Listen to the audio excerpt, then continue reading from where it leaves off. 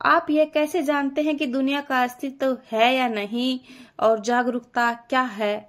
सिर्फ अपने अनुभव से, उसका कोई दूसरा सबूत नहीं है। तो जागरूकता वह चीज है जो इस अस्तित्व को या तो पैदा कर सकती है या उसे मिटा सकती है। यही जागरूकता का जादू है। आप अपनी जागरूकता को अलग अलग स्तरों तक ले जा सकते हैं। जैसे जैसे आप इसे ऊपर और ऊपर उठाते हैं, अस्तित्व के बिल्कुल नए आयाम आपके अनुभव में खुलते जाते हैं।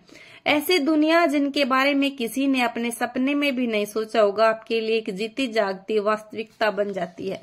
जब आप नींद में होते हैं तब आपके लिए दुनिया का अस्तित्व नहीं होता, क्योंकि आप काफी हद तक बेखबर होते हैं। लेकिन नींद में भी आप पूरी तरह बेखबर नहीं होते।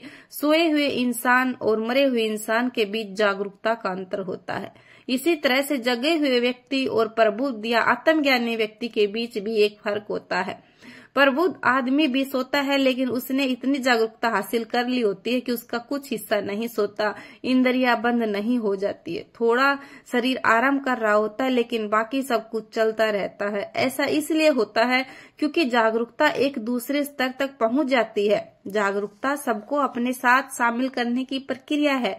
यह पूरे अस्तित्व को गले लगाने का तरीका है।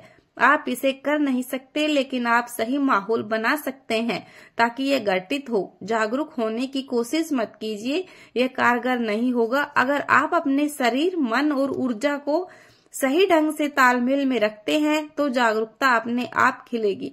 आप जितने जीवंत अभी हैं, उसकी तुलना में कहीं ज्यादा जीवंत हो जाएंगे।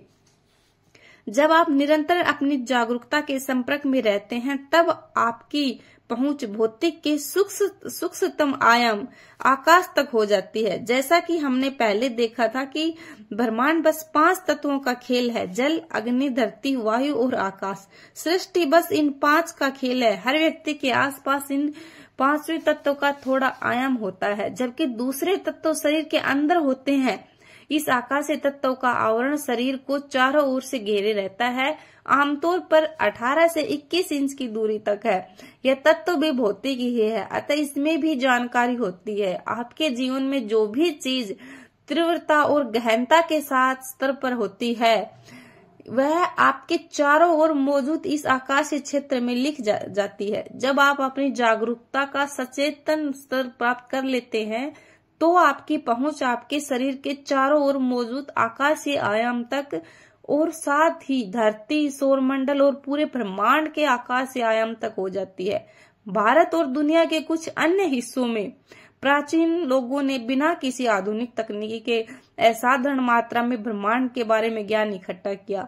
ये सब हमारी बुद्धिमत्ता के आकाशीय आयाम के माध्यम से बटोरा गया था। एक बार जब आप अपनी जागरूकता के संपर्क में होते हैं, तब आपको कुछ भी हासिल करने की कोशिश नहीं करनी होगी।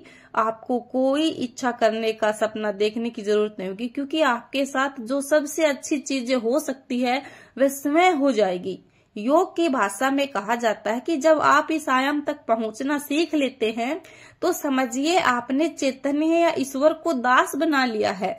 अब ईश्वर आपके लिए कार्य करता है।